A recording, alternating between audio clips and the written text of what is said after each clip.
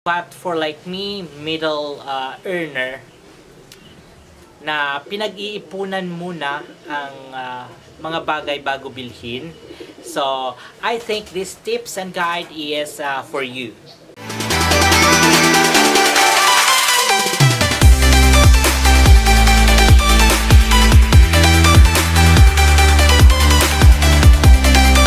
Hello everyone! Welcome to my channel again, and how are you?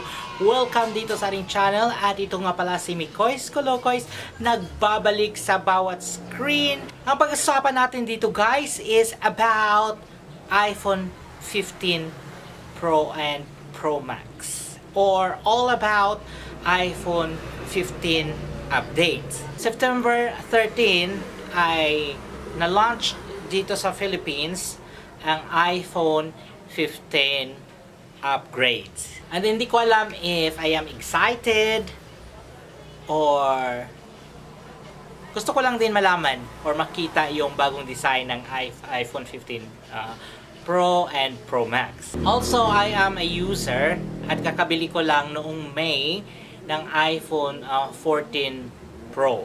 Dahil ayaw ko din sa Pro Max kasi sobra na siyang malapad. So in this vlog guys, we will represent as consumer. Ipaghahambing din natin yung mga previous iPhone, like iPhone 14 to iPhone 15. But about reviewing all the specs and features, I think this video is not for that. But we will position as consumer and buyer. Okay, so what is our thought about this new iPhone 15? So if you are upgrading each year and it's not an issue for you about money and budget, then I think this video is not for you. But for like me, middle earner, na pinag-iipunan muna ang mga bagay bago bilhin.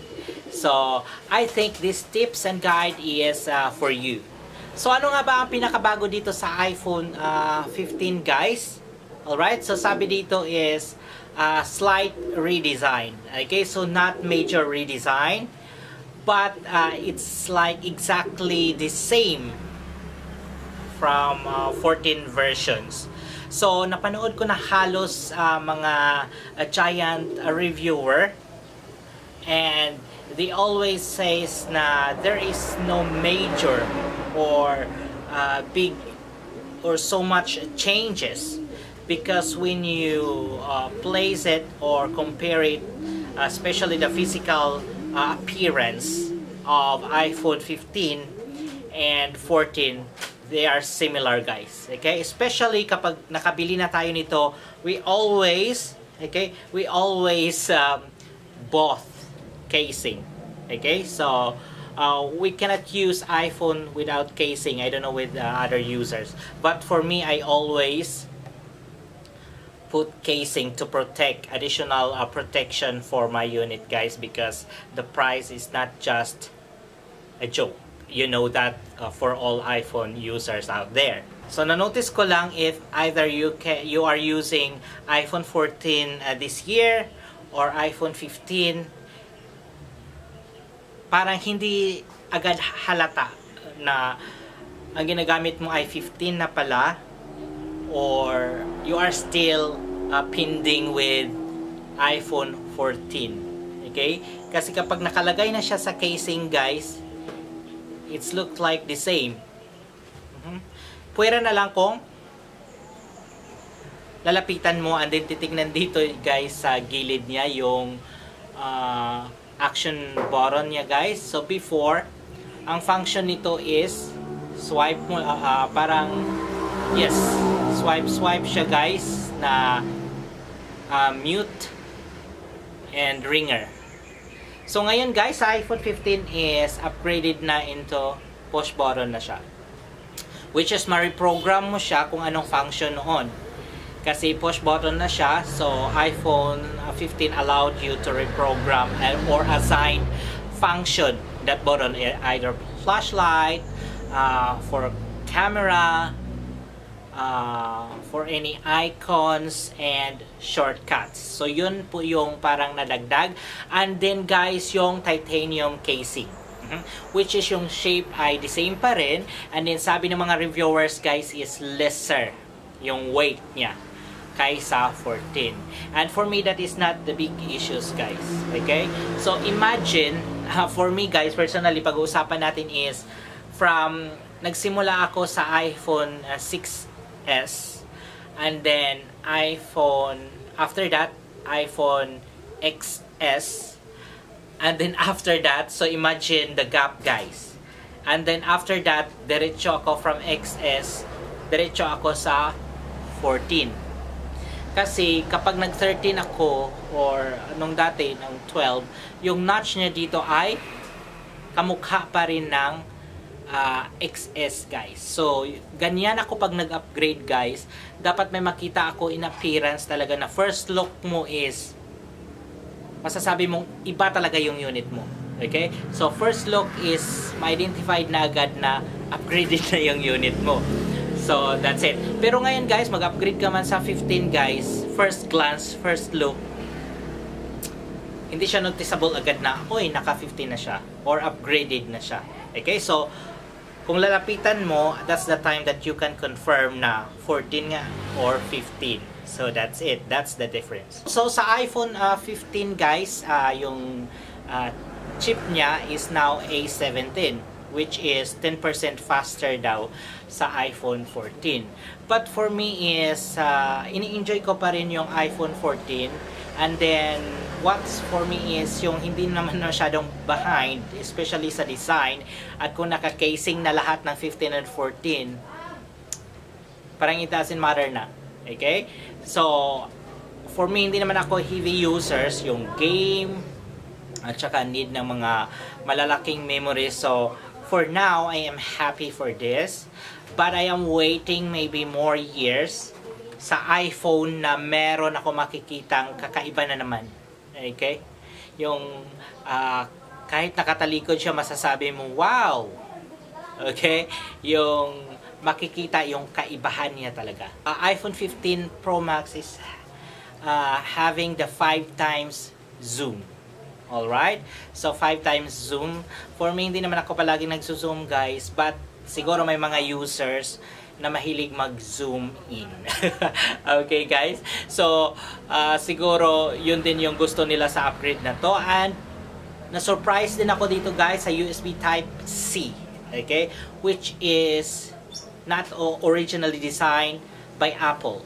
Okay? So, most Android before Apple are using Type-C already. And now, I think Apple realized na much better ang Type-C or mas mabilis. And then, napansin ko guys is madami akong Type-C cable sa bahay.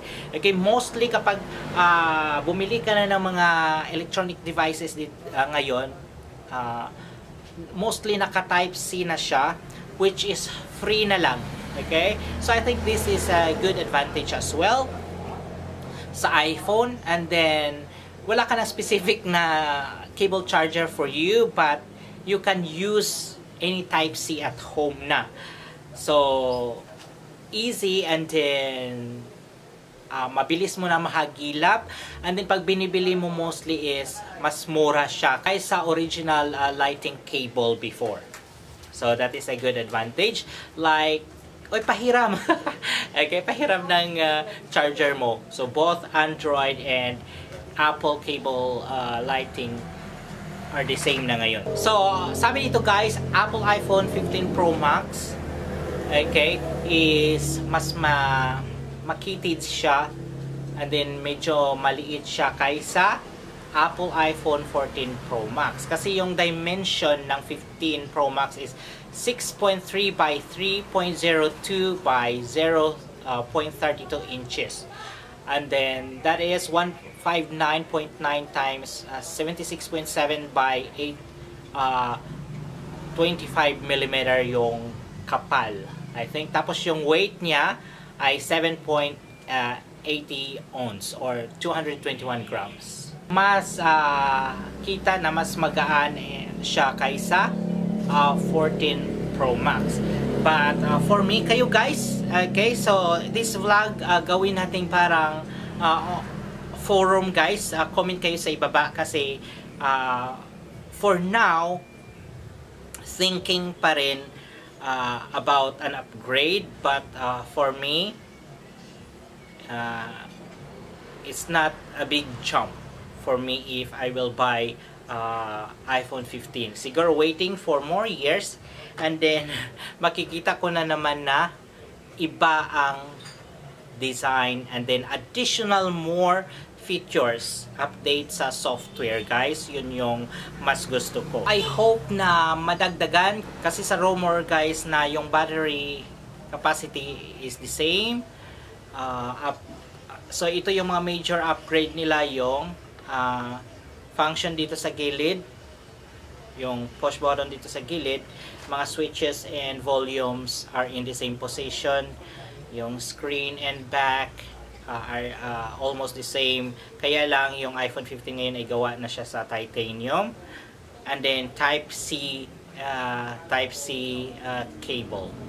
So sa mga gustong nag-update dyan or nag-upgrade agad, then puro mismo may budget na silang nakaabang, then go for it. You deserve for an upgrade.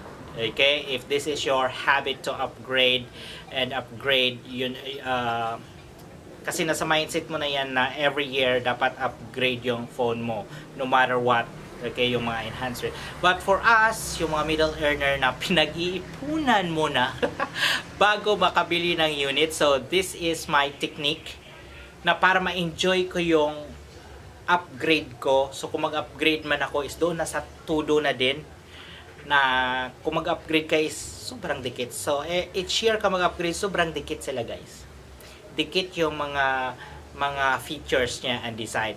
But for me guys, pag nag-upgrade ako ng mga may jump siya, may gaps na years, upgrade ako is mafe-feel ko talaga na nag-upgrade ako guys, because there is huge difference na pag nag-upgrade ka kapag or may gaps. So sa mga naka-plan guys, I think they're planning to upgrade each year. Also, kung hindi ka plan or gusto mo talaga mag-upgrade each year, so the technique is benta mo siya guys, but syempre mas mura na siya. So benta mo siya, for example, you can sell this for 50,000, and then the new iPhone 15 is now 80 or 70,000, so 50, 60, 70. So you will add 30,000 each year, okay, or more kapag gusto mong mag-upgrade ng inyong phone. So guys, let me know your comment, suggestion, or kung ano man yung iniisip nyo kapag iPhone users kayo, or balak nyo din bumili ng iPhone 15 this time. So paki-comment sa ibaba guys, para madaming idea yung mga naguguluhan. Dapat ba silang mag-upgrade this year? Dapat ba silang bibili ngayon ng iPhone 15? Okay, kasi based sa mga reviews na napanood natin sa mga giant tech reviews guys, there is not much, okay, not much changes. So ako before from XS, nakita ko agad na oy, may kaibahan na siya kasi may notch na siya, hindi na siyang dikit dito sa taas guys. Okay, hindi na siyang dikit dito sa taas. So ito, bumili ako ng iPhone 14. So I promise na kung may kaibahan na naman next year na makikita ko, especially sa display guys, so that's the time. At kung nakikita nyo guys, okay, at kung nakikita nyo guys is nag-save ako ng screensaver ng iPhone 15, and then look at that, and naka-casing siya guys. Ayan.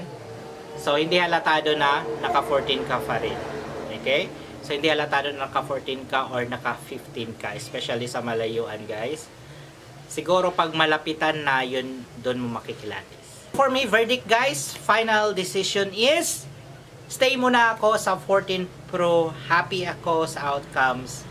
And then no problem guys. And of course additional is dapat ma-address din ni Apple yung sa 15 yung mga white screen of death, green screen of death, may yellow screen of death. Yung lahat ng mga screen death dapat ma-minimize yun. Isa din yun sa obserbahan natin guys. Sama-sama tayong mag-observe ng mga screen death issues sa iPhone 15 kasi common siya sa 13 before and merong mga cases, some cases sa 14 and let's observe first. Okay, let's observe first sa 15 bago pa dalos-dalos na mag-upgrade. But kung may sapat na budget ka or may sobrang budget ka and kayang-kaya mo i-share, go for it. Don't worry about it. At ito na lamang si Mikoys Kolokoys, guys, nagsasabing kung may budget ka, simulan mo na. Pero kung pinag-iipunan mo pa, mag-obserba ka pa. Sana po ay magkita-kita tayo ulit sa susunod ng mga reviews, verdicts, and mga tips and guides dito sa ating channel. Ito si Mikoys Kolokoys again. Please hit the subscribe button and then share or comments guys sa mga thoughts ninyo about upgrading iPhone this year. Hanggang sa susunod, goodbye!